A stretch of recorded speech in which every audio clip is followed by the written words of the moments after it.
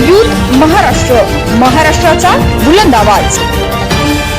ताज्या बातम्या, मनोरंजन आणि व्हायरल बातम्यांसाठी यूथ महाराष्ट्र न्यूज चॅनल आजच सबस्क्राइब करा।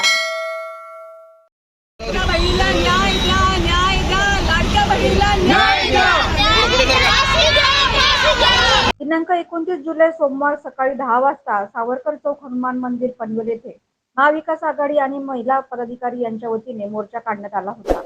सौ अक्षता म्हात्रे व कुमारी जयश्री शिंदे यांच्या निर्गुण हत्या प्रकरणी यावेळी पनवेल प्रांतांना निवेदन देण्यात आलं, जेणेकरून ही केस लवकरात लवकर फास्ट ट्रॅक वरती घेतली जाईल आणि त्या गुन्हेगारांना पकडून त्यांना फाशीची शिक्षा देण्यात येईल। सर्वप्रथम यंत्रणा इथली किती लूज पडले याचं उत्तम उदाहरण आपल्याला बघायला मिळतंय। कारण जर अशा घटना उघड शहरामध्ये गावामध्ये होत असतील, कालची घटना देखील तुम्ही बघितली न्हाव्यामध्ये झाली, त्या मुलीच्या डोक्यावर वार करण्यात आले, म्हणजे तिने काय कोणतं पाप केलंय का, तिने कोणतं काय केलंय का? अशा पद्धतीत जर उघड गावामध्ये होत असेल आणि या दोन मुलींची आपण बघितलं निर्गुण हत्या, तिचे अवयव कोणत्या प्रकारे टाकलेत, हे काय चाललंय महाराष्ट्रात, चाललंय काय? एकीकडे राजकारण असं, एकीकडे हे असं, मग दुर्लक्ष या सगळ्या घटनांकडे होतंय का? तर आपल्याला याच्याकडे आम जनतेला गांभीर्याने बघावं लागेल असं मला वाटतं। आणि खरोखर ही जी निर्गुण हत्या झालेली आहे तर त्या गुन्हेगाराला 100% सजा बिजा आमचा विषय नाहीये, त्याला फाशी।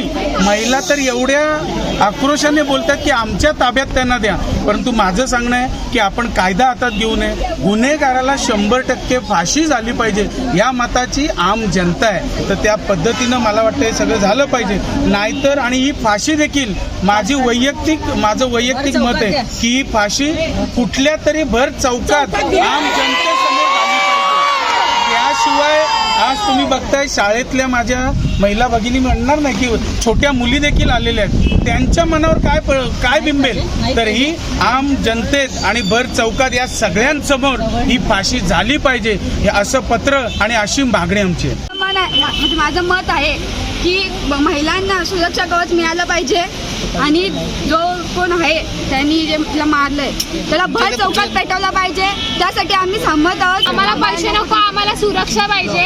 आम्ही शाळेत आमची म्हणजे सेफ्टीची काळजी घेतली पाहिजे, सुरक्षा भेटली पाहिजे सगळ्यांना। आम्हाला नको तुमचे 1,500। अरे 1,500चं नुसतं आम्हीच दाखवून काय फायदा आहे? त्या 1,500 मध्ये त्यांचं भागणार आहे का? उदरनिर्वाह त्याचं होतं, त्याला बाहेर पडणंच आहे। मग ते ट्रेनमध्ये जाताना, कुठल्या बसमध्ये जाताना, एक तर गाव इकडे बस स्टॉप कोसभरला, ट्रेनच्या आजूबाजूला जो तिथलं लोकप्रतिनिधी जो कोण आहे तो म्हणतो मी तुमचाच आहे, मी तुमचा म्हणून चालत नाही, नाळ इथून जुळली पाहिजे आई बहिणीची, म्हणून तिथे भूमिपुत्रच पाहिजे।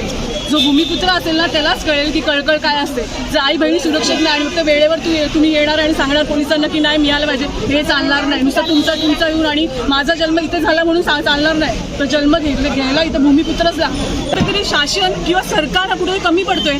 तुम्ही तुमची नियंत्रण बाकीकडे लावून जर गृहमंत्री जे साहेब आहे, मंत्री जे आहेत, त्यांनी जर असं जर नियंत्रण लावलं, CCTV जिथे जिथे गरजेत तिथे लाईट्स लावणं, तुम्ही नुसतं स्टेशन बांधून ठेवले पण स्टेशन सुरक्षित आहे का ह्याच्याकडे कोण बघतच नाही। कुठला तरी एक पॅच जो रिमोट आहे तिथे ती महिला घरी येताना त्या पॅचमध्ये काय घडते, तिथे पोलीस चौकी, हे सगळं काहीच बघत नाही। तुम्ही 1,500 सांगून रांगाच्या रांगा तयार केला आणि त्या बहिणीचा तुम्ही विश्वास गोळा केला, मग त्याच आज बहिणीचा विश्वासघात केला ना तुम्ही।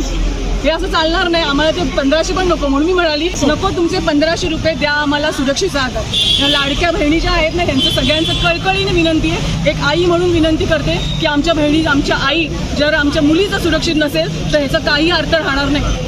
बघा, आपण सर्व प्रश्न विचारणाऱ्या सुद्धा महिला भगिनी आहात तुम्ही। मी एवढंच सांगते, ह्या आजच्या 21व्या शतकामध्ये आधुनिक काळामध्ये मुलींना शिक्षण देऊन मुली हाय क्वालिफिकेशनमध्ये जातात, एवढी डिग्री घेतात का? तर घराबाहेर जावं, इंडिपेंडेंट व्हावं। कुठेतरी आपण असा नारा देतो की मुलींचं शिक्षण झालं पाहिजे आणि अशा वेळी शिक्षण घेऊन मुली जर स्वतःच्या उदरनिर्वाहासाठी आणि स्वतःच्या स्वकर्तृत्वासाठी जर बाहेर पडत असतील आणि बाहेर पडल्यानंतर अशा नराधमांच्या हातात लागत असतील तर त्या गोष्टीसाठी आम्ही या ठिकाणी निवेदन दिलेलं आहे की मुली शिक्षण घेऊन हे असल्या नराधमांना, अशा विकृत माणसांच्या बळी पडणार असतील तर हे गृह खातं करतं काय? आताच मॅडमने सांगितलं या ठिकाणी की देवेंद्र फडणवीस बोलले मी पुन्हा येईन, तर आमच्या महिला भगिनीचं वाटोळा करायला तुम्ही पुन्हा आलेला आहेत का? हा आमचा या ठिकाणी सवाल आहे। या ठिकाणी शिंदे साहेबांना देखील आम्ही काल आवाहन केलेलं आहे की तुम्ही लाडकी बहिणी योजना काढली, तर सुरक्षिततेच्या दृष्टिकोनातून तुमचा काय प्लॅन आहे? तुम्ही एवढा मोठा मॅनिफेस्टो काढलेला आहे, त्याच्यामध्ये महिला सुरक्षेच्या पाणी एक लाईन दिलेली नाही, एक लाईन. आणि अशा पद्धतीमध्ये आम्ही म्हणतोय, जर आमच्या महिला भगिनींनी, आमच्या मुलींनी या ठिकाणी शिक्षण घेऊन घराबाहेर पडून स्वतःची इज्जत आणि आबरू चव्हाट्यावर आणण्याचं जर हे धोरण सरकारचं असेल, तर मी आपल्या माध्यमातून निश्चित सांगते की तातडीने मुख्यमंत्री आणि गृहमंत्र्यांनी तातडीने राजीनामा द्यावा. एक तर आपली जर कुवत नसेल या महिला भगिनींच्या बाबतीत, तर आपण योग्य तो निर्णय, योग्य ती योजना आणावी आणि 48 तासाच्या आत त्या नराधमाला जर पोलीस स्टेशनने घेतलं नाही तर उरणमध्ये काय बवाल उठणार आहे आणि या महिला भगिनी काय उद्रेक करणार आहे हे येणाऱ्या दिवसांमध्ये 48 तासामध्ये आपल्या सर्वांना दिसेल. घटना घडलेली अत्यंत निंदनीय आहे. सगळ्यात महत्त्वाचं म्हणजे देवेंद्र फडणवीस जे म्हणाले होते मी पुन्हा येईन, ते आले पुन्हा. मुख्यमंत्र्यांचे गृहमंत्री झाले, गृहमंत्र्यांचे ते उपमुख्यमंत्री झालेले आहेत. आणि अशा ह्या गृहमंत्री आणि उपमुख्यमंत्री देवेंद्र फडणवीस साहेबांना माझा एकच सवाल आहे की लाडकी बहीण योजना तुम्ही केलेली आहे. लाडकी बहीण योजना केल्यानंतर आज लाडक्या बहिणीची ही दुर्दशा महाराष्ट्रात होत आहे, ही भूषणावा आहे का?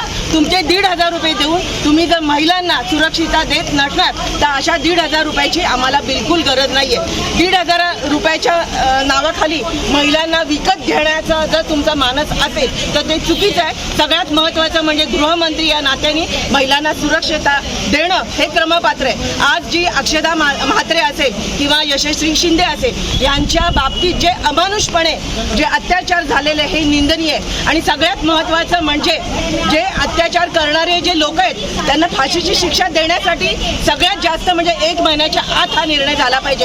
कारण महिने त्या निर्णयावरती कोर्टामध्ये पेंडिंग राहतं, महिने वर्षानुवर्ष त्यांना कोर्टात ठेवलं जातं आणि त्यांना आयुष आरामामध्ये जगून त्यांना नंतर हा निर्णय घेतला जातो. हा चुकीचा आहे. जी अक्षदा म्हात्रे तिच्या मातीला जर न्याय द्यायचा असेल तर लवकरात लवकर त्या लोकांना न्याय दिलं पाहिजे आणि लवकरात लवकर त्यांना गुन्हेगारांना शिक्षा झालीच पाहिजे.